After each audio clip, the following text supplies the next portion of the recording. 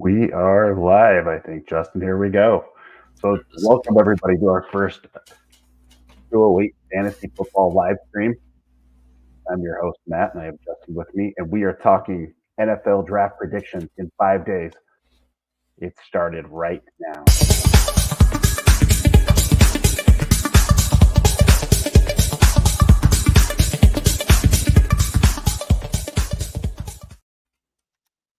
Well, Justin, here we are. We are 5 days away from the NFL draft. I'm super excited. I know you're super excited.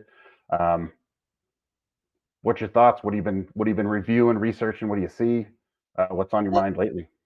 The biggest thing, the Antonio Brown tweeting out that Justin Herbert's going to get traded during the draft. That's a crazy one that I saw. And then Brandon Ayuk, I don't know if it was his agent or his brother or something, saying like there's going to be fireworks in 6 days. And that was on Friday.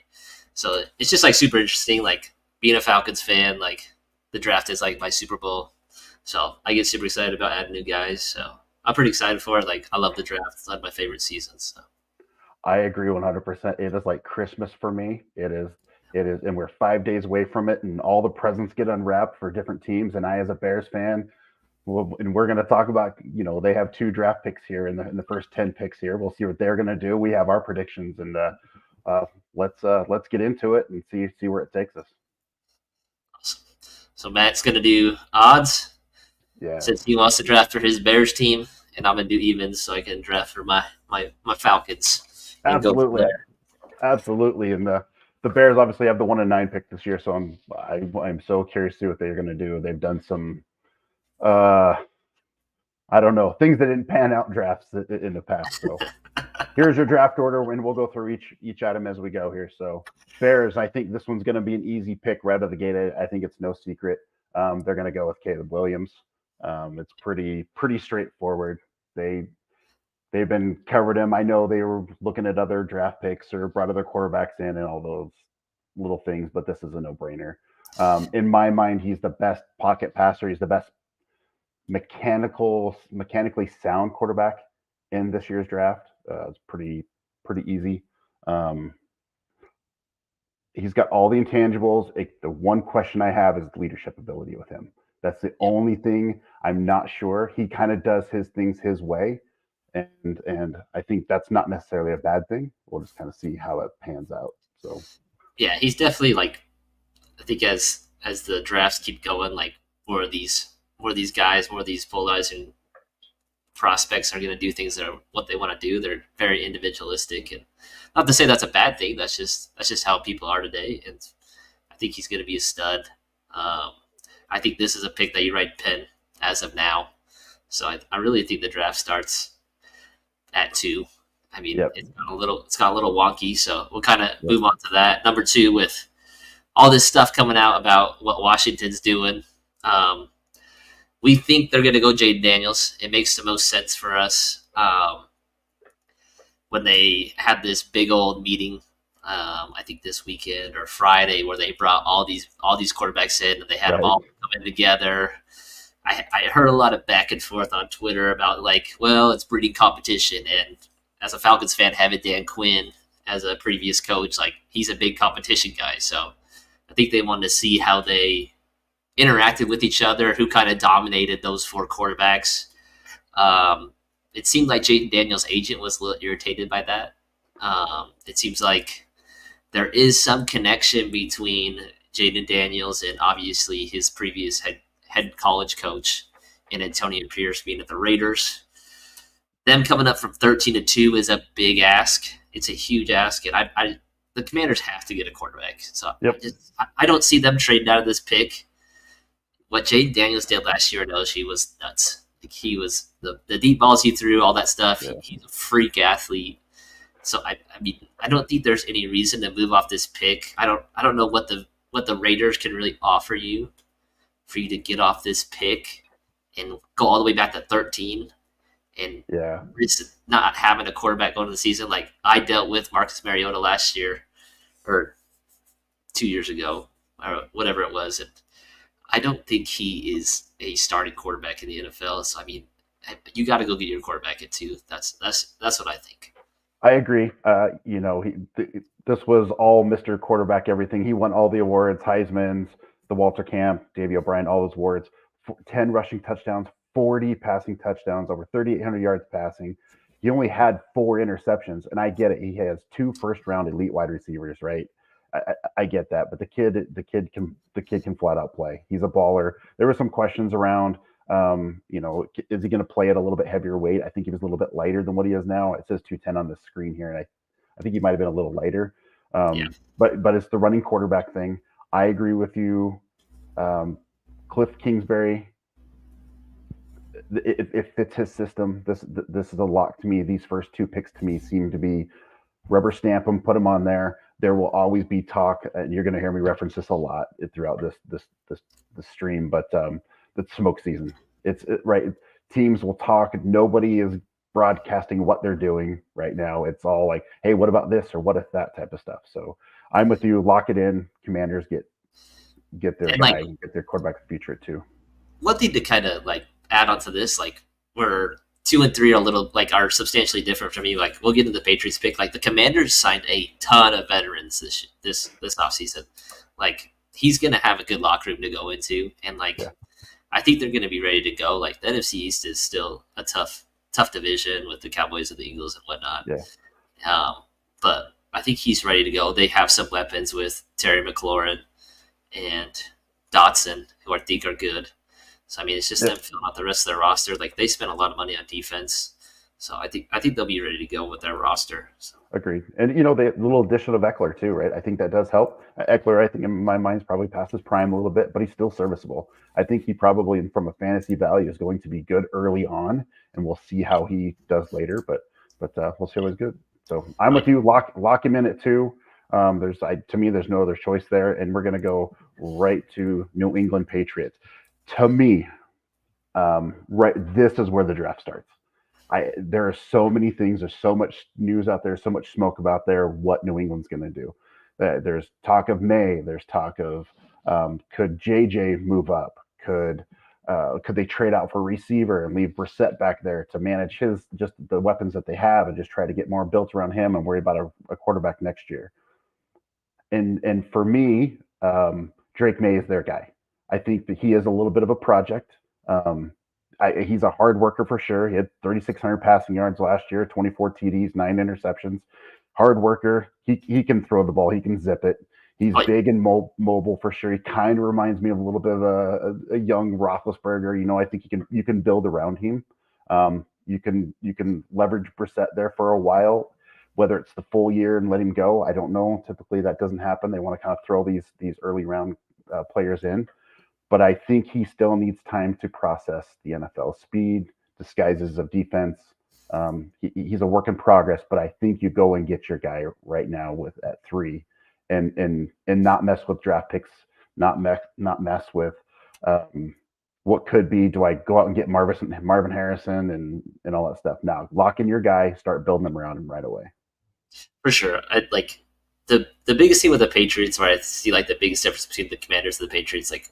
Patriots have a real bad roster. Like I don't know who he's going to be throwing to. I totally understand. Like how many times are you going to get a chance to pick in the top 5? It just doesn't happen a lot. So like you got to take a shot at your quarterback. I totally understand that. Like if I was the Patriots GM, if I was ever blessed to be GM, I would probably trade back. But that's just my opinion. Like go back and just get a King Ransoms from the Giants or the Vikings or whatever it is. Again, like Drake May has those plays where it's like, holy crap, you're a stud, and it's like, what are we doing? Like you just threw right to the defender. Yeah. So like he has those on and off plays a ton. Again, if he gets to sit for even half a season or a full season with Jacoby Brissett there, they're probably right back up here again with their roster. Yep. I don't think that's the worst idea, and then just keep investing in him with the next draft. So. Yep, I agree. This one is tough. This one could go so many directions. It could be fun. This pick will be so interesting. Whatever happens this pick will dictate the rest of the draft, at least up until something else kind of crazy happens. We know every year there's some type of a panic by a team or whatever goes. They just start reaching. They go up and go grab a guy, and you're like, whoa, what the heck? And it makes the draft all goofy. I agree from a fantasy football standpoint, Justin, that I don't know if there's anybody that I'm drafting in fantasy off of the Patriots roster. There might be some late value, but as of right now, I'm like, oh, I think I'll wait. Yeah, that's gonna be a rough one. I mean, just like looking at their depth chart, Ramondre, like he was a darling 2 years ago, really good running back. Demario Davis had a really nice rookie year. Hunter Henry, like Hunter Henry, he's bunched in with tight ends 9 through 15. Yeah. So yeah, there's not a lot that you want. Maybe get their kicker. I don't know if you have a kicker in your league. Maybe kick a lot of goals. I don't. Yeah, maybe so. Hopefully, it'll surprise us. It's a rebuild in Patriots from head coach all the way down, and I think there's some promise for the Patriots fans. Just got to give it some time. The old Patriots are gone, and that's okay. But give it some time for rebuild, and they're headed the right direction. And that takes us to number 4. For sure, I think this is a pen pick. I think Marvin Harrison has gotten a lot of prospect fatigue where people are overanalyzing this. Like Jamar Chase came out and people were saying a bunch of stuff about him, and like Marvin Harrison's a freak. I remember that Georgia game where they played Ohio State. I mean Ohio State versus Georgia, and I'm like, Marvin Harrison is a dog. Like I was blown away by him. He's a freak. So I mean, giving Kyler, Marvin Harrison a true number 1 when he had DeAndre Hopkins, I think will help expedite that money that you gave Kyler Murray. You gave him a ton of money. Now give him a weapon. I love Michael Wilson. I think he balled out his rookie year. Greg Dortch would be a good slot. Trey McBride was awesome last year. Just really broke out finally. So I think giving Kyler this guy will help the Cardinals substantially. I don't know where else you go with the Cardinals. Do they need help on defense? Yeah, I don't think there's a defensive guy that you take high enough in the draft. So I think Marvin Harrison is an easy pick here. Yeah, I agree. It seems like the most logical. Now, having some friends that are Cardinals fans, the Cardinals don't always do the most logical, and they pick some things, and they're like, oh, "Wait, what are we doing?" So it makes it kind of difficult. But you're right, Marvin Harrison. He's probably the closest out of the box NFL wide receiver, 80 to 90 yards a game, and the touchdown. Right, you throw that on there, and pretty much any team probably gets a little boost with that. With the Cardinals. 1,200 yards, 14 TDs this last year. He might not be the fastest guy, but he has all the intangibles. Like I don't think he's going to blow by NFL cornerbacks, but as far as like elite speed, but he's got everything else. He's got all the tools at every level to do whatever he needs to do to be a top tier wide receiver. So. And I've seen a lot of pushback, like with how the Cardinals should get offensive tackle, offensive guard. It's like, well, they signed Jonah Williams, former first-round pick. Right. They plug him at right tackle. Paris Johnson was the number 6 pick last year. I think he's a stud. Kid's a dancing bear. So I think they're fine O-line-wise, and Kyler can get out of the pocket a little bit. So I think this is the pick. I think it's pretty easy. Yep, slam dunk. There's probably some pushback a little bit because people want what's in front of them now. And remember, no pro day, no combine. He's just out there putting in the work, right? And when you're not in front of the spot like that, people are like, there are teams out there that believe Neighbors is a little bit better than Marvin Harrison. And some analysts kind of say the same thing. And I'm like, I'm not going to necessarily push back on that. But right out of the gate, Marvin Harrison's your guy. Hands down all day, every day. So I mean, he's getting pretty good advice. I mean, his dad was pretty good at football. So yeah, absolutely. So, and he did meet with the Bears too, he met with the Cardinals. He's met with the Bears, which is very interesting. That would be a very fun fit for the Bears if the Bears came up. But I was thinking about this the other day. Did he meet with the Bears hoping they would select him at 1, or were they just meeting hopefully he would come back up to that 4-5 range and try to get him? So they got a little bit of ammo to come up. I mean, I think it'd be hard to come up with 4. Yeah, I agree. I think some things would have to happen. So I agree. Well, that takes us to the 5th overall pick, which the Chargers have, and we have. We are projecting that the Vikings move up with the Chargers and swap. Justin, I'll let you lead the way on this one. So going into this, like when this whole trade happened, I think right before the combine, it just was super odd to me. I don't think a lot of teams randomly trade up for a first round draft pick. I think that's not very well thought through, and a lot of reports come out like the Vikings have been looking at this draft class for the past 2 years since they had their doubts about Kirk Cousins signing him to another guaranteed deal. Obviously, Kirk left to the Falcons, so I think they needed the ammunition to come up. So if you look at the trade value chart, this adds up pretty equally. So I think when the Vikings went to the combine, they obviously met with the Chargers and said, "Hey, if this guy or this guy's here, we're going to come up, and this is the pick we're going to have." So if we look on Jimmy Johnson's trade chart, super easy to look up on the internet. The pick 23 is their other pick that they got is worth 760, and then their 11th pick is worth 1250. So if you add those together, it's about 2,000. So there's a little bit of an overpay, which makes sense. Maybe Arizona throws them a fourth or a fifth, but we're just going to say they're going to pay the QB tax on this and come up all the way to 4. The Vikings have to get a quarterback. It seems like that's where they've been all off season if they need a quarterback. I get Sam Darnold. I have a lot of San Francisco friends that are like, "Hey, Sam Darnold might be it. Like he might be better than Brock Purdy. He might be this. He might be that." I think Kevin O'Connell is one of the best coaches in the NFL. Like what he did with Josh Dobbs, Jaron Hall, Kirk Cousins, phenomenal. You give him a ball of clay to work with quarterback wise, a young guy. I think that's going to be the best thing for them. So that's why we projected a trade. Like I feel like trades are hard to do in mock drafts, but like this one just makes so much sense. So why did they get an extra pick? It seems like they got it to move up. So Nope, 100% agree. If the indications by Antonio Brown aren't there, right? I mean, there's conversation of, man, should Herbert move to the Vikings? That tells you how desperately the Vikings are for a quarterback. And I promise you, JJ, right, Justin Jefferson is having conversations with the front office head coach, like, hey, who's going to be my quarterback?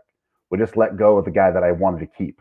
You let him go to Atlanta, right? So I think it's very critical on who they pick, and I'm pretty sure Justin Jefferson is having those what's the word I'm looking for? A say into who they're going to pick. So, I mean, just to go off on a tangent a little bit about this Antonio Brown CTE stuff, his ESPN CTE. Yeah. Like, it would be so fun if Justin Herbert got traded to the Vikings. I think it would be such a fun connection and see him with Justin Jefferson. I don't know what that trade looks like. It's a lot, but the Chargers probably get a lot of stuff back, and they just pick JJ McCarthy and Jim Harbaugh gets his guy that he's gassed up this whole draft season. But Justin Herbert to the Vikings, holy crap. That would be so fun to watch. Yep. JJ instantly becomes top 3 pick, right? Herbert goes from being on a team where he maybe not utilized to his full potential to now we're slinging it all over. He's probably a top 8 or better QB in fantasy. So and Jordan Addison and Hawkinson, holy crap. They'll go up. Way up. Although I think for that trade to happen, obviously if you traded Herbert for the 11 and 23, I think it makes some sense too that they probably want a receiver at that deal. I could see them sending Addison, right? But they would do it in a heartbeat, right? If they said, well, we want Addison too, I promise you they would go, yep, done. Because we'll just pick up another wide receiver later. But anyway. That is not our pick, though. That is not what we're saying on this one. So I'm going to roll it to the actual pick that we think is going to happen here. JJ McCarthy is going to be the pick here. I think they panic a little bit. If they can't get any trades going, I think they like JJ McCarthy. JJ wasn't necessarily a guy that was asked to do a lot in college, but he is a he's a leader. He's a natural born leader. From what I can tell, what I can see in is um, watching him through this whole season. He had nearly 3,000 yards passing, 22 TDs, only 4 interceptions, and I know it was a ground pound system underneath Harbaugh. They won the national championship, beat a lot of good teams, and that defense was legit. So we got to give him some credit there. But you know, he is a little bit stiff when he throws. He when he throws it across the middle, it is on a dime. It is on a rope. He is putting it in windows at the college level is solid. Those windows get tighter in the NFL.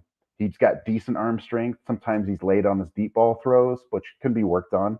I think he underneath with that coaching system and those elite wide receivers, they'll make him better. I think it's a win-win. That's my pick at 5. Your thoughts, Justin?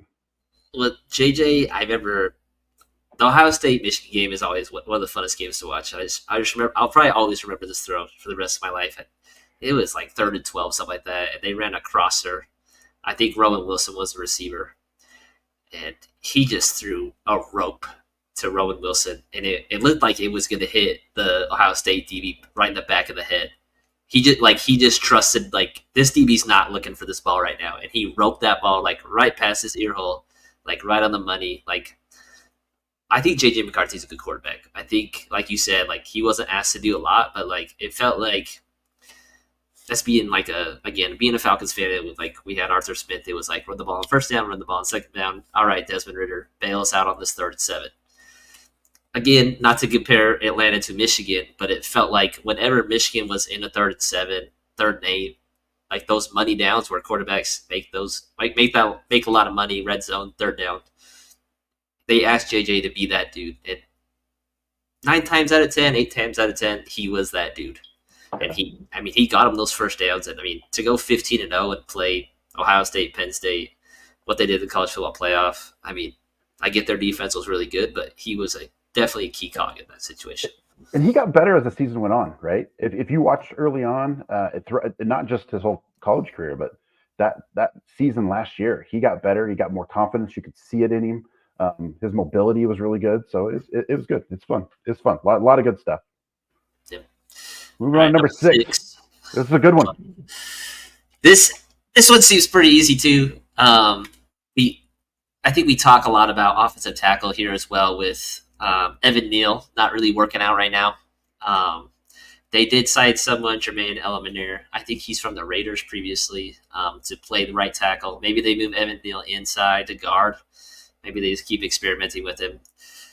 Let's be honest, the Giants don't really have a lot on offense. I mean, they got rid of Saquon, and they're going to run Devin Singletary back there. They got Darius Slayton, Wan'Dale Robinson, Jalen Hyatt, and who knows if Darren Waller's going to play. Who are we supposed to throw the ball to at this rate? So I think Neighbors makes the most sense. He's real Jamar Chasey to me. He's fast. He's a great route runner. I mean, kid's a freak. So, I mean, I think he makes the most sense. And kind of like the Patriots situation, like, I don't think a lot of these guys are getting drafted on a fantasy football team. I think Malik Neighbors will get a ton of ball. Is this a exciting fantasy football fit? Absolutely not. I don't think Daniel Jones is that guy. I think the Giants, maybe they're interested in a quarterback. Who knows? Maybe they trade up. But for now, we're going to go with Malik Neighbors and just like this is probably a top 5 prospect in the draft, and we're going to get him at 6. Yeah, I think when you look at these top wide receivers, and we all know who they are with Marvin Harrison, Neighbors, and Adunze, they're all kind of that 1, 2, 3, or some people say 1A, 1B, 1C. In my mind, I think, and I believe that landing spot's crucial, but Malik Neighbors has the highest ceiling, right down the road. You give me, you put a quarterback around him and with the Giants, whatever. And get somebody that can get him the ball. He at all levels. He runs 4.35. He's fast. He's explosive. He can go up and get the ball. He's got great hands. He's a great leaper. He's a guy that can get you the 50-50s. It's just, I mean, they got Jamar Chase comparison with him. Yeah, I think the biggest thing, like with him and like when Jamar Chase was coming out, like I remember watching Jamar Chase tape, and I was like, Jamar Chase has got to be 6'3". Yeah, because he just wins all these 50-50 balls, and like that's the same thing with Malik Neighbors. So I'm like, how is he winning these balls? But so when I found out he was 6 foot, I'm like, what? Yep. It's like what? No, he's very very solid, but it's from a fantasy value. You kind of go on the Giants, you're like, oh, it hurts his fantasy value a little bit, unfortunately. But for dynasty, I think he's still a top pick, and we can and you just go and get him. But for sure, bet on the talent. Always bet on the talent and the draft capital. Always. Oops, give a free one there.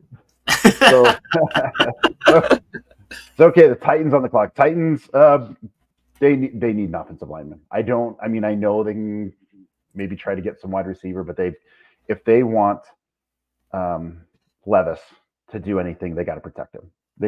I know, Mayo Man Levis is a guy that's gonna. He's a big, strong guy, but they got to give him the opportunity. And he was pressured so much last year, so much, running for his life. So bringing in Joe Alt, which is the son of All-Pro John Alt. He's technically sound. He's got good instincts. He's a great leader. Got that NFL pedigree. I think you go right here, right out of the gate. Yep, I think so too. It seems like they invested a lot around Will Levis and then invested a little bit in their defense, added in L'Jarius Sneed, which I like a lot. I think L'Jarius Sneed was an all-pro guy with the Chiefs, just balled out. So, and then, like, with their offense, they gave Calvin Ridley a ton of money, an absurd amount of money. They already had Hop, who they're paying a lot, and they have Treylon Burks, who was their first-round draft pick 2 or 3 years ago. I mean, they've invested in the wide receiver position. They went and got Tony Pollard. I get it. They have Taji Spears. They got weapons, but to be a good football team, a good real football team, not a fantasy football team, like you have to have good O-line, D-line. Those have to be imperative. And their left tackle right now, I couldn't even tell you who it is. No idea where he played. No idea where he is. They invested in Peter Skronsky last year, who played really well at guard. Maybe you kick him out to right tackle. Right tackle. Maybe leave him at guard. Maybe he becomes an all-pro guard. But you just go there, you put Joel at left tackle, and you just run the ball to the left side the whole game. So. Yep. And you're going to try to get those guys, your dudes' weapons right. You're 100% right. Calvin Ridley just got paid a ridiculous amount of money. Really just inflated their wide receiver market. Is what it is, because that's got trickle-down effect with everybody else. Ayuk, who you imagined, and I even heard Sutton and somebody else was holding out. I haven't looked into that. You've just rumor. I'm like, oh wow, everybody wants holding out for trying to get more money here.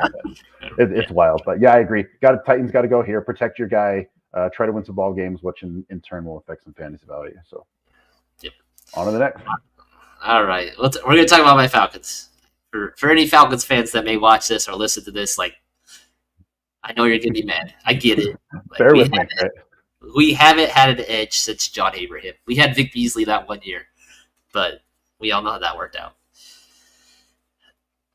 My ideal scenario for the Falcons, as a Falcons fan who reads and watches and listens to way too much Falcons stuff, ideally this spot is a spot that we trade out of. We go back to 11 or 15, let someone come up and get Roma Dute. Again, those trades are kind of hard to predict.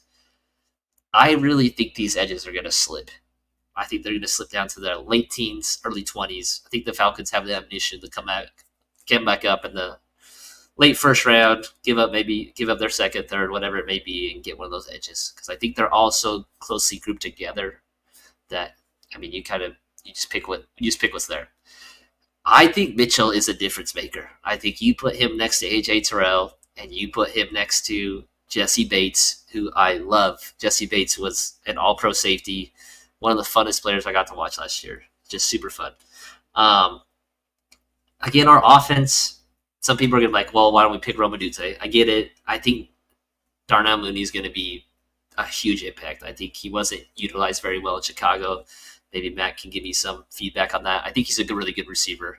Rondale Moore would be a fun gadget player. I think this is the year Kyle Pitts and Drake London both break out. I think they're going to be freaks with Kirk Cousins if Kirk Cousins comes back 100% from that Achilles. Keon Mitchell, he's a freak. Kid is nasty athlete. I get he played at Toledo. I think Daniel Jeremiah says a lot is don't scout the helmet, just scout the player. Yep. This kid is a freak. Like, He runs 4.33. Like he's long. Like I think him and AJ Terrell would be a really fun back end duo, especially with Jesse Bates, and it kind of gives you a little bit of leeway with DeMarco Hellmans to develop a little bit of that strong safety, or you play Richard Grant there. But I love him to death. I think he's substantially better than the edges. So that's kind of my thoughts on that. No, I think you nailed it. This is another area where the Falcons can trade out. This could be one of those things that influences the draft later down.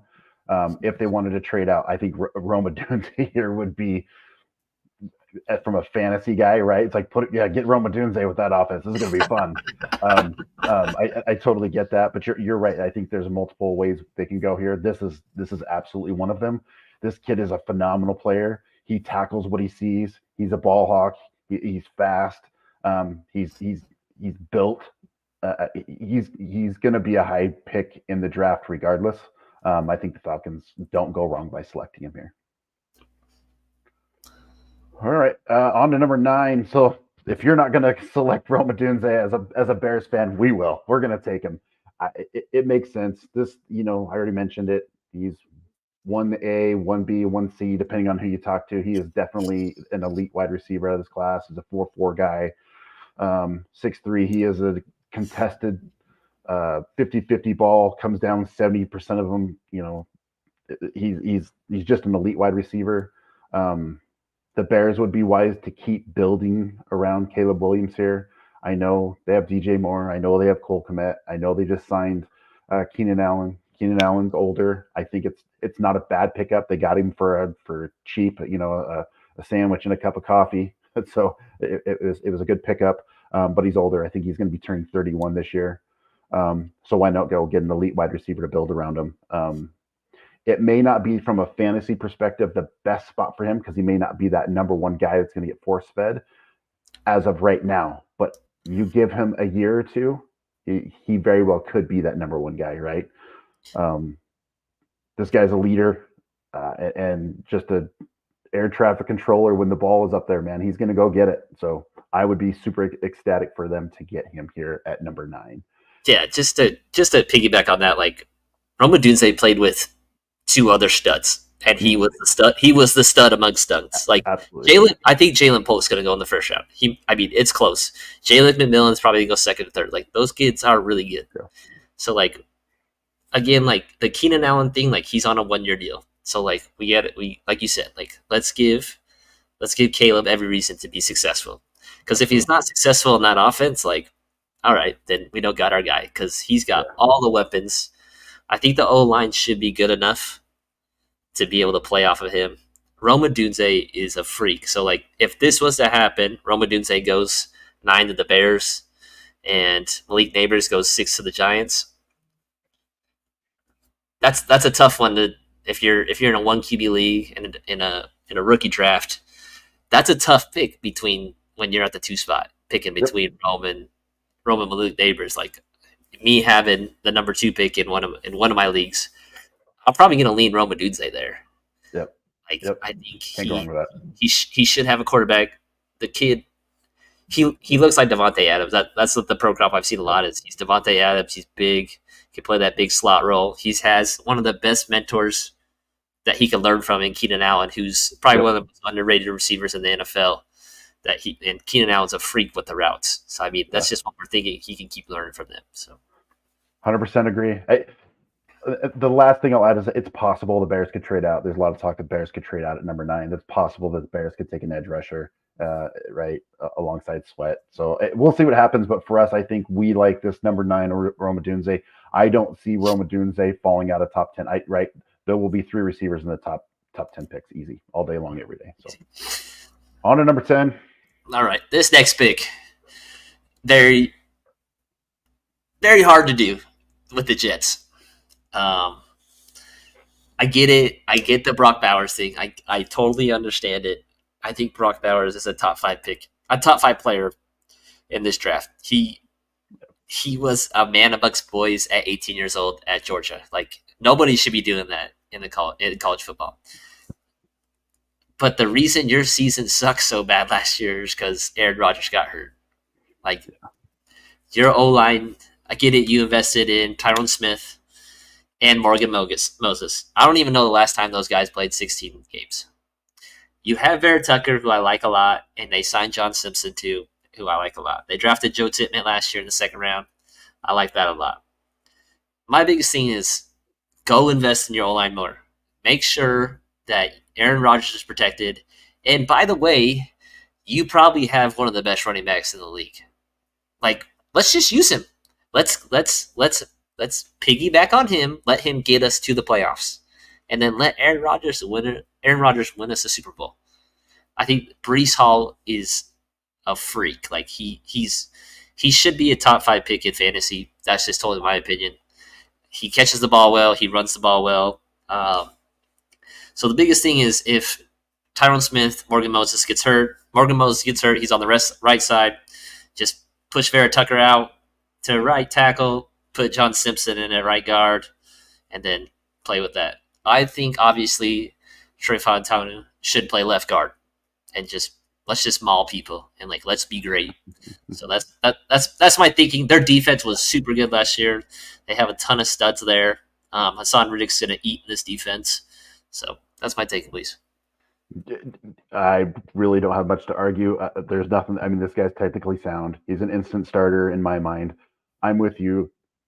Build around Breece Hall. The line was atrocious last year for the Jets. Breece Hall still, coming off an ACL the year before, did fairly well in that offense. Give him some help. I get it. Brock Bowers is a guy. He's probably the best, and we'll talk about him later, but he's a very good talent. But build around what's going to get you there. Protect Aaron Rodgers. We'll pick up, if we need to get another wide receiver, we'll pick one up later in the draft somewhere. But let's get our guys and just go. I feel the Jets are just a couple pieces away. If somehow Aaron Rodgers can get them to the Super Bowl and win with just a few components, oh my gosh, the Jets will be ecstatic. He'll probably be more popular than Namath. I'm just telling you because it's been so long. So anyway, I agree with you 100% here. And one thing, just to as a Kyle Pitts truther, when we took him at 4th, I was hyped. Kyle Pitts was a generational tight end, whatever you want to call it. It hasn't worked out that great. Yeah. So invest in guard, invest in O-line. It usually takes tight ends to catch up their draft capital. Does that make sense? Right? It takes them a year or two to get into the system. But anyway, number 11. Oh gosh, I did it again. Number 11. This is the Chargers pick. They get to come back around. This one's easy. We know Harbaugh. They're going to go O-line. I think it just makes the most sense. Just what he's done over the years. They're going to take J.C. Latham, who fits their system very well. He's just an NFL pro-ready guard right now. I don't know. I don't know what to tell you. This was just a slam dunk. Plug and play. Move on to the next. It's easy. Yeah, I think the only pushback I would have is, what are we doing at wide receiver? Who are we throwing to? Are we just going to run the ball every play? And we're just going to do that. That's my thing. Justin Herbert's a dog, but he hasn't been that even when he had 2 very capable wide receivers. That's my only pushback. Is who we throwing the ball to? Is QJ that guy? Yeah, no, he's not. Harbaugh's the type of guy who needs a guy, not the guy. Does that make sense? He doesn't have to have oh my gosh, this is the number one, whatever, this, that, and the other. He just give me a guy that's going to fit my system and do what I ask and navigate it. And I know he just needs some wide receivers. He's got an all-pro quarterback. That's great. So what if later, bear with me here, what if later, I don't know if they have a day 2 pick or a round 2 pick or not. I can't remember. I'd have to look at it. But they can pick up a Roman Wilson later. Right, that I believe is underrated. There's some guys that would fit his system very well that they get later. But still, and they have their 37 pick and their 69 pick. So they'll get a wide receiver. The only thing I can see maybe it would change here because he tried to recruit him would be a Brock Bowers. He tried to recruit him at Michigan. He didn't get him. Maybe if Brock Bowers falls this far, he kind of gets the dual blocking and passing. Brock's not the best blocker, but certainly improving. But I could see that. But for me, he's going to go O-line, hammered out, and on to the next. Yeah, it would be really fun to see him with the Chargers because that's Jim Harbaugh's Vernon Davis. I think that Vernon Davis was probably one of Jim Harbaugh's first picks, if I remember correctly. Yeah. I mean, it would be a super fun pick. But I think you're right. I think they invest in O-line. Just run the crap out of the ball. Broncos next on the clock. Here we go. So, Broncos have a lot of holes, to say the least. They're another team. Who do you select in fantasy football, right? There isn't anybody. So it's hard to say. I love Marvin Mims. I loved him since last year. Like when I think he's really good. I don't know if he's the number one. Javonte Williams, I've been a truther since he came out of UNC. We'll see how he does this year, coming back fully from that big knee injury. I think he'll have a good year. Right now, they're starting quarterbacks Jarrett Stidham. I don't think that's the move. Bo Nix seems like everybody uses the word game manager very derogatory when it comes to some of these quarterbacks, and like that's not how I see Bo Nix. Like I get it, he's not flashy like Jay Daniels or Caleb Williams, but I don't think that's what Sean Payton wants. I think Sean Payton wants a robot back there. Like, hey, throw the ball here, throw the ball there. This is your read. Hand the ball off. That's what we want the whole time. I just don't think you can go into the season. Same thing with the Vikings situation. You can't go in with Jarrett Stidham as your guy. Bo Nix should be ready to go at the beginning of the year. He's 23, 24 years old. He's a very smart kid. I think most of these quarterbacks have a shot to be great. It's just dependent on their development and their development in the system, how good their coach coaches them up. I get Sean Payton doesn't like young guys, but this one makes the most sense. Their defense still has a few studs on there. Offensive line's not terrible. Again, they don't have a lot of weapons. They have Sutton. Maybe they might trade. They have Tim Patrick still. Josh Reynolds, who they signed for the Lions, who's a decent piece. And I think Marvin Mims can be a very reliable receiver. Nope, I agree. To me, this is I careful to say it, I guess, but this is a younger Breeze 2.0. It makes sense to me. This is a taller version, of course, but you nailed it in my mind. He wants a guy that's going to run his system. I think Bo Nix can be a system quarterback. Bo doesn't get enough credit for his magician-like ability to scramble and extend plays. I know he struggled with Auburn, and some people say in Oregon he was like, oh, he's just a system quarterback, and he never threw the ball past the line of scrimmage. But this kid's going to be a gamer. I like him. I like him with Sean Payton. I think they will match very well together. I think this is the best place for him, even for a start now. And remember, he's an older quarterback for sure. I think he was in college for like 6 years or something like that. It was a long time, but I really like this kid. He is one of my favorite sleeper quarterbacks that you can get later in Dynasty. And stash him and see how it goes. But I like it. So with the 13th pick, the Raiders are on the clock, and because all these quarterbacks went, the Raiders panic and they go ahead and get Michael Penix Jr.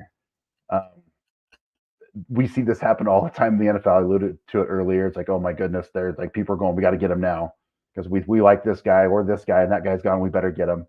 So we just had a bunch of quarterbacks go really early in this first round, which is crazy. So, Washington kid, this kid, he's probably the best deep ball passer. He can send it. He can send the ball so deep and so beautiful, 50 yards, flick of the wrist. I'm excited about this kid. You partner him with Adams and some other weapons there. He could do very well with the new head coaching setup. So I like Penix. How about you? Just a little quick tangent, like being from Idaho as we are, big Boise State fan. That first game when Boise State played Washington, I was like, this guy is murdering us. It felt like our safeties were playing 40 yards. Yeah, he still couldn't stop anything. It still wasn't working. Like he throws a rope, and I think he'll be fun to watch with the Raiders. Yeah, there is some worry about his injury. I am not worried about injuries. You know, he said the knee injuries in the past, but he played through a full season. And I'm telling you, I know if anybody watched that Michigan game, the national championship game, they they beat him up pretty good. And you know what? He still kept coming out there. He still kept trying to make things happen. And so I was pretty impressed by this kid. So Sure. on to 14. Got to talk about the team that I dislike the most now, the Saints. Okay, the Saints. So the Saints were kind of an interesting case. I feel like they can go a lot of ways. It feels like they always pick like a random edge and just stick him in there, and a height, weight, speed guy. So I'm going to go opposite. I'm going to just go on the offensive side of the ball. I think Olu is a very good prospect. I think he dealt with injuries this year, where coming into last summer he was gassed up as the OT1. So for him to drop down all the way to 14 for the Saints with Ryan Ramczyk potentially being done and Trevor Penning not being great last year, I think you can move Olu to left tackle and put Trevor Penning at right tackle, maybe where maybe he could suffice a little bit, maybe deal with lesser talented people. I mean, in today's day and age with football, you need two really good bookends, but they did invest a first-round draft pick into Trevor Penning. It just always feels like the last couple of years the Saints have been in purgatory. Like they just put off these cap hits, and they don't want to bite the bullet on it. They want to keep contending, which they have. I mean, it's not super fun to go 8-9, 9-8, but I mean, that's what they continue to do. So I mean, they still have some guys on the defensive end. They're getting a little bit old in the tooth. Cameron Jordan has been my boogeyman since I've been a Falcons fan. So I think tackle makes the most sense here. Yeah, I think so too. I kind of feel like they may want to get a quarterback, or they wanted to get a quarterback. They could have been in the market for this, but all those guys are gone now. So it's like, okay, we're not going to worry about that. Let's try to protect our quarterback in Carr, who's been beat up. He was pretty beat up last year, and it was in and out, and just wasn't really efficient. So let's try to protect him.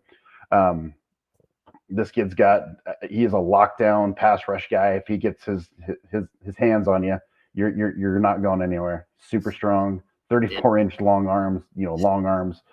He is prototypical. This guy was the team captain last year, and he just high production type of guy. So I think this is a great pick for the Saints. The only thing that's super weird about him, he's got really small hands, like just tiny hands. Don't know why. For the 8.5 inches. Yeah, little hands, but very strong. Yeah. Super funny. So, Colts at 15. So there it is. This makes the most sense to me. If there's a place that I wanted Brock Bowers to go, it was with the Colts. He could go earlier for certainly, without a doubt. But he'll be with AR5, JT, Pittman. This team is loading up. If people can stay healthy, right? With AR5 was injured last year, kind of made things a little downgrade. But you just add another explosive weapon into this offense, and watch out on the Colts, especially from a fantasy value. Brock Bowers, and just looking at him, watching him, what he does is a generational talent. I try not to use that term loosely because everybody uses it every year. Somebody's saying it, but this kid is certainly special. It's 6'3", 243. Got great hands, got great spatial awareness. Just can get off the ball. He's got pretty good speed with the 4.5 for a tight end. So he separates. He's a jump ball kid too. Can do it all. He was an instant starter for Georgia. Just contributed over and over and over each year. And I would expect the same thing. Instant plug and play. They're going to give him the ball in Indy. So this is a great pick for them. Yeah, I think this is his floor. Like you said, I think he can go anywhere from 5 to 15. I think this is where his drop would stop. Just like one fun fit for fantasy. I was listening to the podcast this morning. The Rams trading up and get Brock Bowers to play that big slot role for Cooper Kupp. Cooper Kupp is eventually done. Just a fun fit for fantasy. I don't think it'll happen. Again, I think he'll go 5 to the Chargers, which you alluded to, or 15. I think is his floor. So. Yep, 100%. Seahawks are on the board. First edge. So this is my edge one. The watched a lot of edges just because Falcons need an edge. Ultimately, I decided to go corner. Leatu Latu, I think he's real similar to TJ Watt without the injury concerns, obviously. Just crazy amount of moves. Hand usage is awesome. Again, a big thing I feel like in this draft because of the COVID stuff was the age thing. He's 23, had to medically had to medically retire, and then ended up transferring to UCLA. His pass rush grades are right on par with the Bosa's, who had crazy pass rush grades coming out. The Seahawks, I feel like they could go tackle again, but I just feel like an edge would be really helpful. Bringing over McDonald from Baltimore, you could put him in at strong side or weak side backer and just let him go to work at that 3-4 defense. So I think that's where they go. They have a good secondary. I feel like their offense is still pretty decent. They did sign Sam Howell or traded for Sam Howell, so I feel like maybe they were a dark horse for a quarterback back a couple months ago, but I feel like this makes the most sense fit-wise. Yeah, agreed. He would probably go a lot higher. It's the medical concerns, medical injury concerns. This kid just has a motor. He just has a motor that will not quit.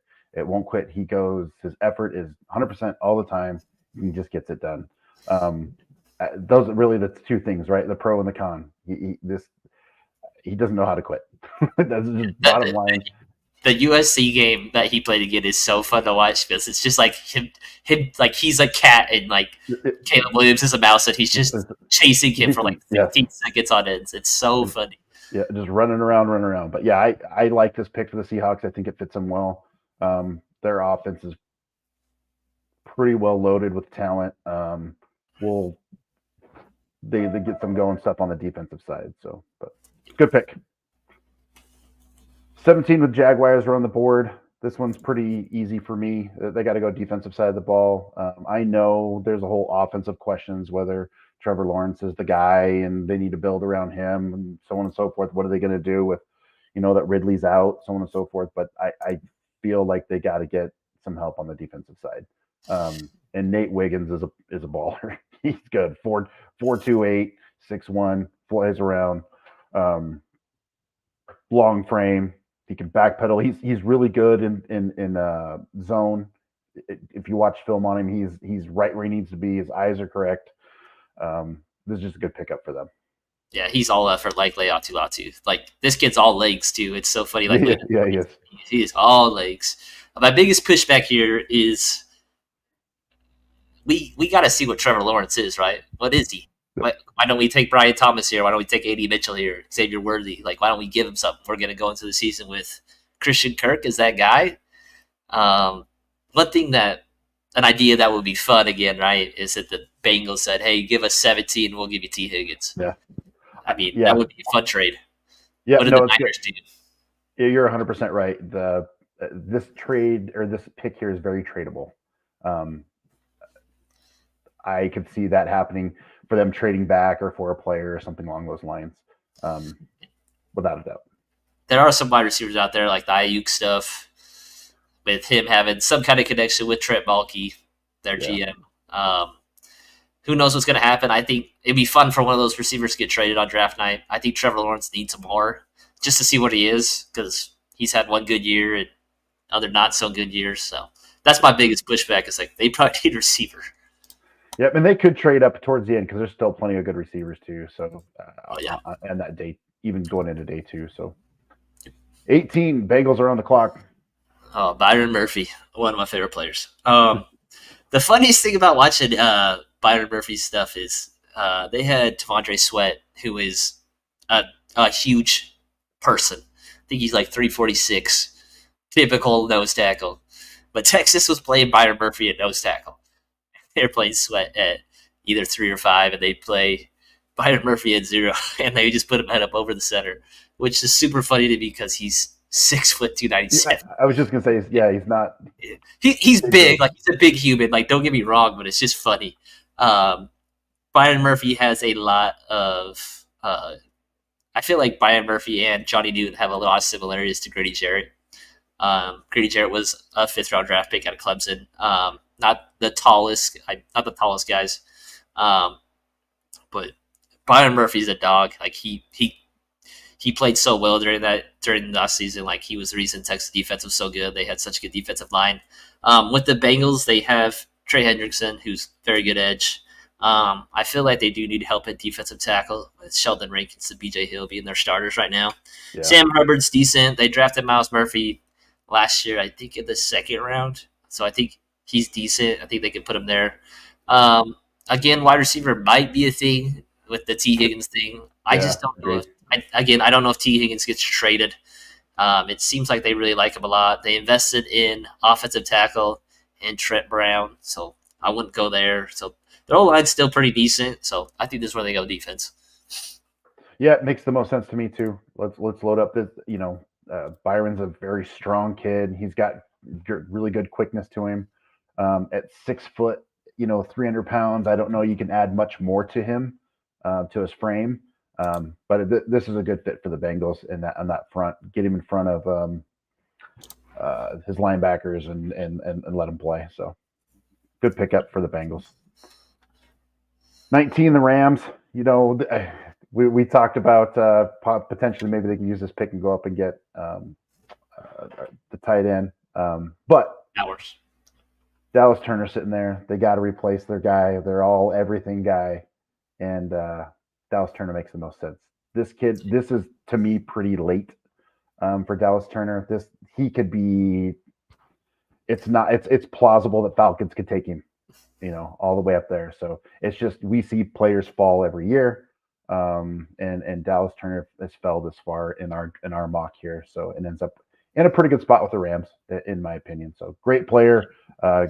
It's still a good fit. Yeah, I would not be mad at all if the Falcons went him. I mean, he has ringing endorsements from Nick Saban and Will Anderson last year.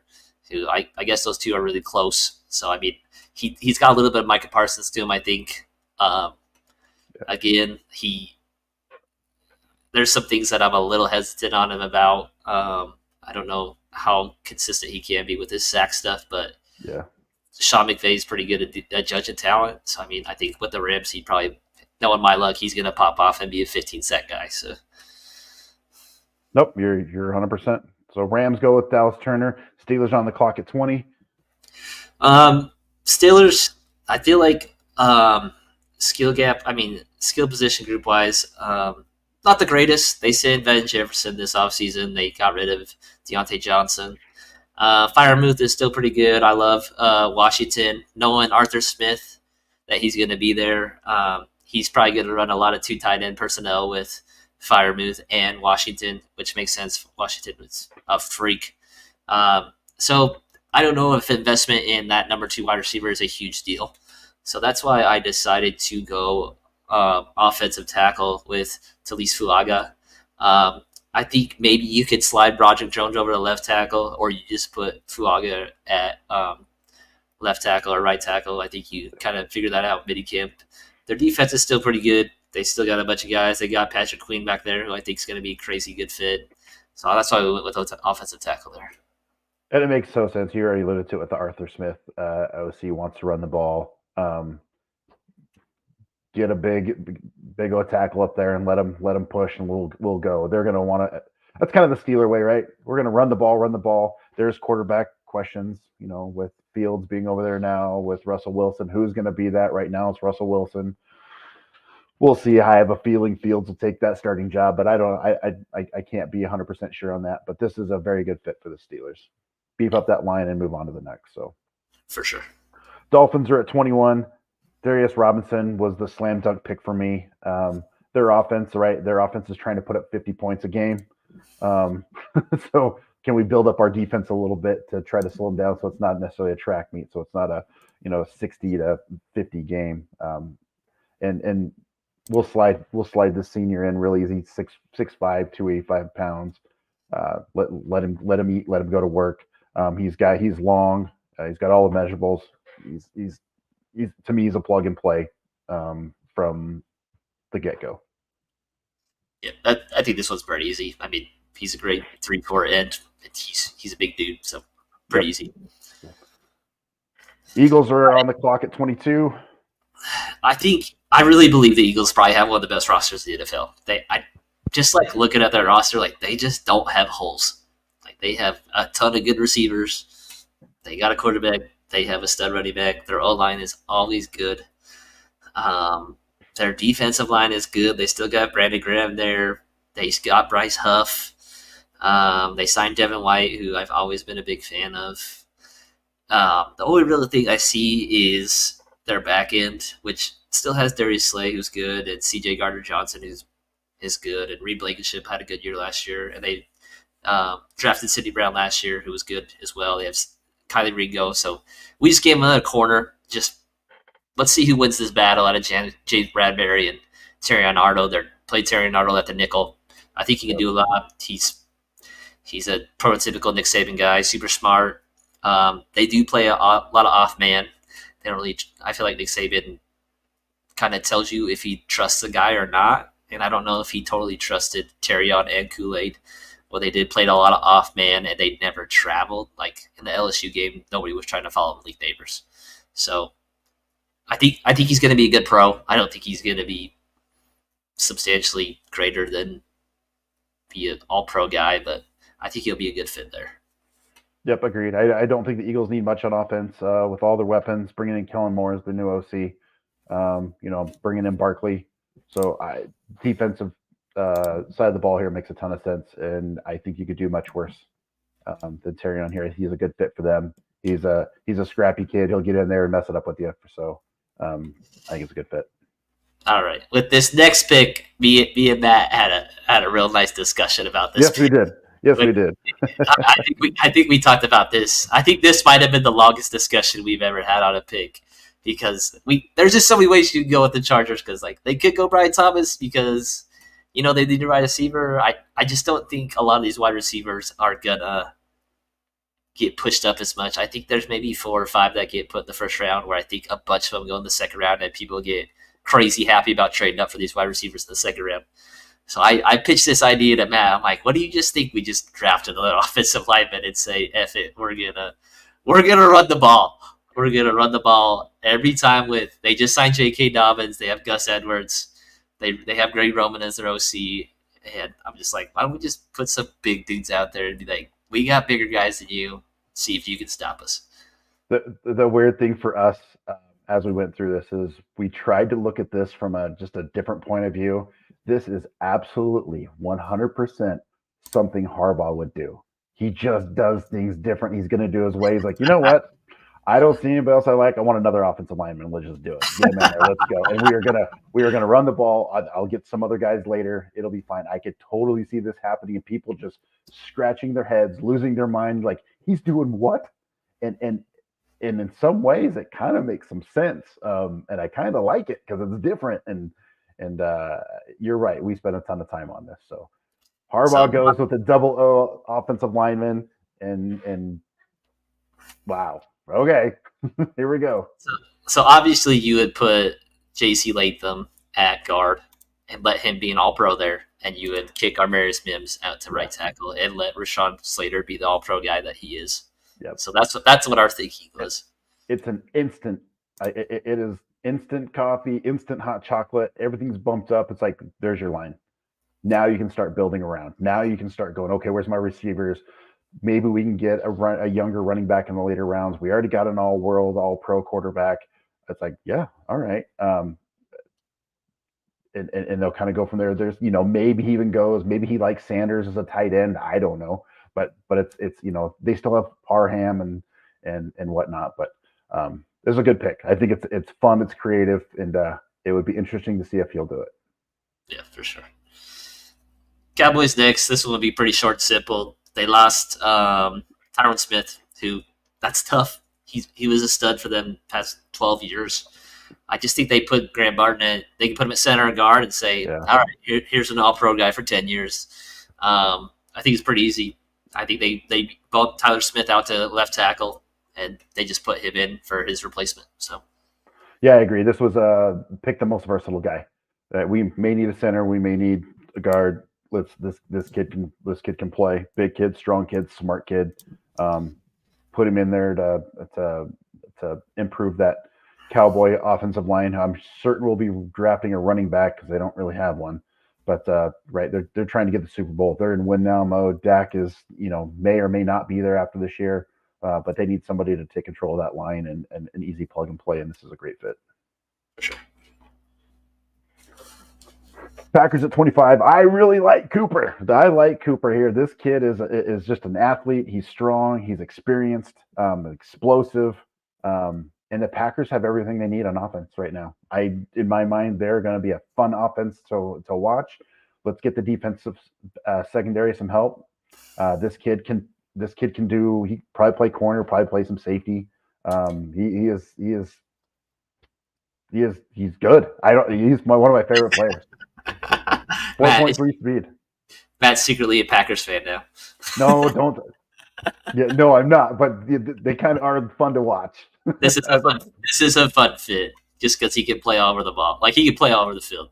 Yep. So. Agreed. Easy peasy pick. I hope they pick him, but should be fun. Yeah, seems like around the clock.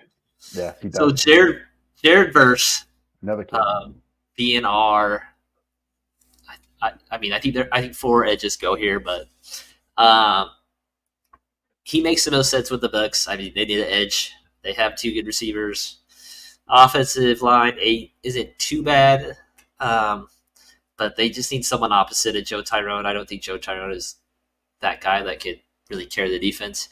Jared Verse is nasty. Like, all his weight that he's put on has been all hard work. Like, he is a self-made man. Like, he transferred to Florida State from some little college, but he's a stud, plays hard, plays the run really well.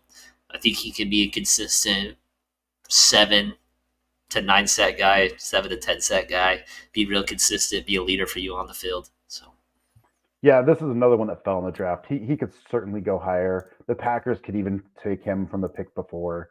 I would anticipate, again, he could be a little bit higher. Maybe a little bit of Kayvon Thibodeau in him, right? That type of a guy. He's going to be a good edge rusher really wherever he goes. But this seems like a good fit for the Buccaneers. Yep. So Chop Robinson of the Cardinals makes a lot of sense. Chop had a great combine, just absolutely looks so explosive. Those Penn State guys are always freaks. They are. The Cardinals went and got their receiver at 4 with Marvin Harrison Jr. Turn around, let's get somebody on the defensive guy. This kid will be an instant impact. Just another kid with a big motor, wants to just make plays and get it done, out there to prove himself, and fun to watch. If you haven't, go watch a little tape. You're talking 6'3", 254 at a 4.4. I know it's a high 4.4, but come on now, that's ridiculous. So great fit for the Cardinals on defensive side of the ball. They were to Buffalo. So I think this is probably one of the prime candidates where you could see a Julio Jones type of trade up. I think the Bears are probably the only team willing to trade back this far. If Rome Odunze was on the board, they would have to give them a lot. I mean, that Julio Jones trade, Matt, if you could look that up just so we could talk about the details about that trade when they came up from, I think they came all the way up to 6, and they're at 26 or something like that. They gave up a lot. That trade ended up working out more in the favor of the Falcons than it did the Browns. Julio Jones is one of my all-time favorite players. He changed our offense completely. But the Bills in our mock draft don't end up going up. They stay where they're at. They still get a decent wide receiver, Brian Thomas, who I think clearly is the number 2 behind the 1A, the 1B, and the 1C of those top 3 guys. Brian Thomas had a really good year last year. I think he fits really well. Can run the deep ball. He can do a lot of things route run wise. I mean, I think probably the only routes that he did run was probably a slant and a go, and that's fine with Josh Allen because Josh Allen has a rocket. So you just let Khalil Shakir, Boise State guy, run underneath and make his plays. You let Curtis Samuel do the same thing. Let him run those underneath routes. And I think this is the Bills kind of trusting that Dalton Kincaid is going to mature and be a really good tight end next year with let Stephon Diggs go to the Texans. So that's kind of our thinking there. Yeah, I think Atlanta went up from 27 to 6 to make that pick, which is incredible to go that far. The investment to to do that. But I'm with you. This makes the most logical sense. I will say I'm not sure that Brian Thomas Jr. falls this far. I think as we get closer and closer, he could go up a little bit further. What comes jumps out to me right now is a 4.33 speed at 6'3", 209. That's insane. That's incredibly fast, incredibly nimble. He played on opposite side of Neighbors with Jamar or with Daniels, and you're like, okay, and they were enough to feed everybody. If he does land here from a fantasy perspective, everybody's racing to get him. His ADP, his draft capital climbs insanely here. He's a top 7 pick, top 6 pick at that rate. Yeah, so it's nuts. I know Neighbors gets all the credit, but if you remove Neighbors off this team, I'm telling you that Brian Thomas Jr. would be talking about him way earlier. This kid's just great, and he's fun to watch. So this is a great spot for the Bills, and they may move up to get him. That's like I said, we may move up to 18 or something like 19 to pick him there. I think where we start talking about Brian Thomas going off the board is 17 with the Jaguars. I think that's what you were decided between Nate Wiggins. Yeah. And with the Jags picking a wide receiver. So I think that's where he could go.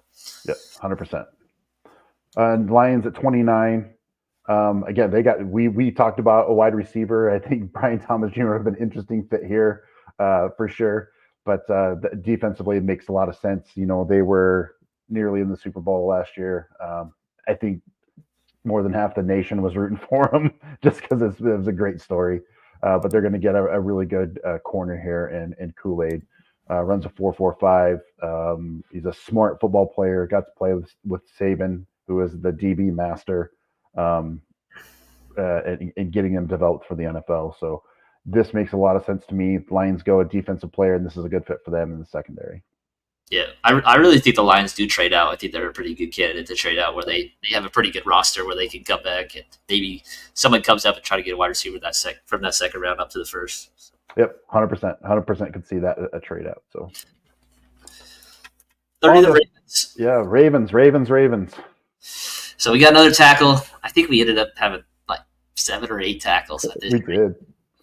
There's just so many good ones that I think it's just gonna push a lot of those good wide receivers out of the first round. I think this makes a lot of sense. They're just gonna be like, you know what, we're just gonna pick, as the Ravens typically do, we're just gonna pick the best guy and put him in there, and he's gonna be really good.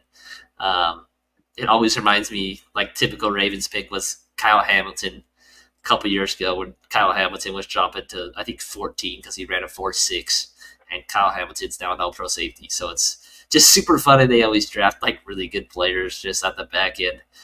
He makes a lot of sense at right tackle, plug and play guy behind, and just keep investing in Lamar. They also picked up Derrick Henry. So yeah, so we're just gonna run the ball, see what happens. So I think that makes the most sense. Their defense is still really good. Yeah, this kid super athletic. He can get out and pull, right? If we need to, go up against that second level linebacker or whatnot. This again, 6'8", 322, athletic as all get out. And I really don't. If I were a linebacker, I would not want to play the Ravens. I just can't fathom trying to figure out.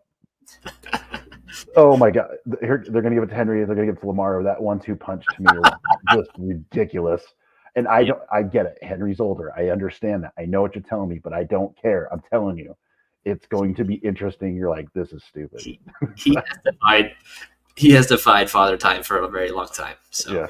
I think he's got one more year in him. I was just going to say that. I think he's got one more year in him, and this is interesting. I could see the Ravens trying to pick up a wide receiver here, but this makes a lot of sense too. So, did I just go black? Oh, there we go. Did you go? Did you?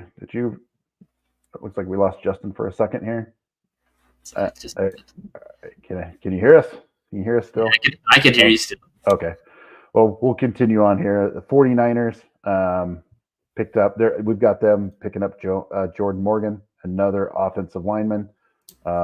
Makes a lot of sense there in win now mode. Get Brock Purdy. You got 1 year, or give him some help. You got, I'm going to say 1 year, maybe 2 with CMC. Right. Give them what they need to take that next step. Jordan Morgan is a smart kid out of Arizona, big kid, 6'5", 310.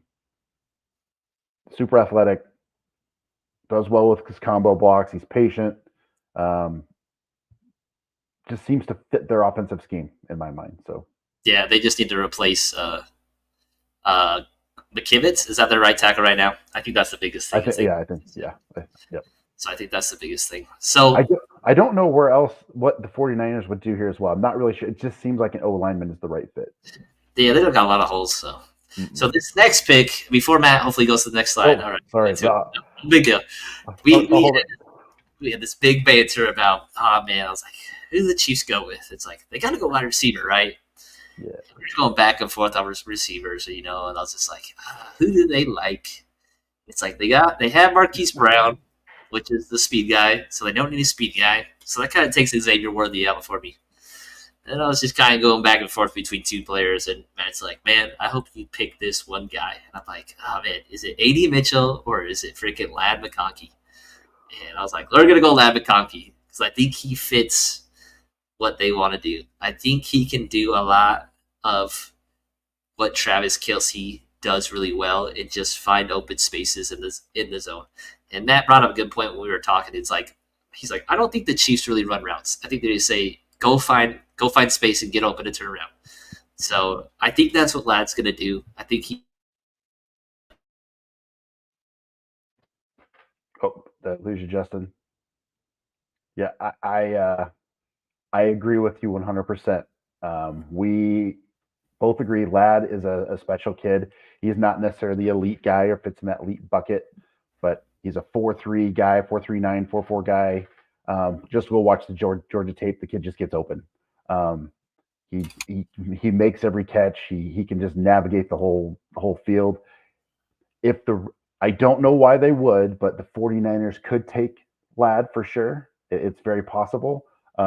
But if you put him on the Chiefs with the Ray Rice incident and all that stuff that's going on, he becomes an instant starter. And I think in Dynasty or rookie drafts, this kid will climb up, and it's fun it'll be fun to watch.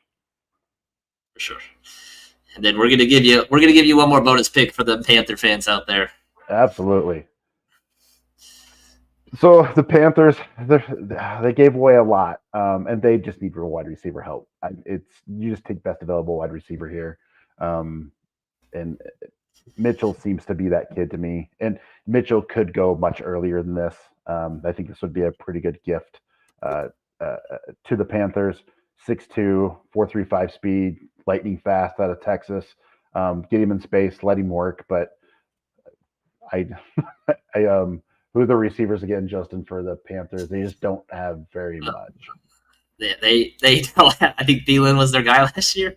That's my thing. I can't even remember their names. You're right, Thielen and some other folks. They have good receivers. I don't think they have a one. They have Deontay Johnson, who I think is a really good slot. They have Adam Thielen, who had a really good last year. Then they changed OCs, and then he kind of dropped off the face of the earth. And then they drafted Mingos last year in the second round, who was gassed up a lot at Ole Miss, and everybody's like, he's the next A.J. Brown.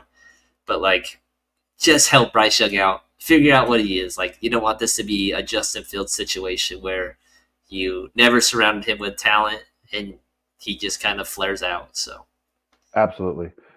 Well, that is our mock draft. We're excited to have it. We're excited for it to come. Christmas is coming. Presents will be opened up, and I'm sure we'll be excited about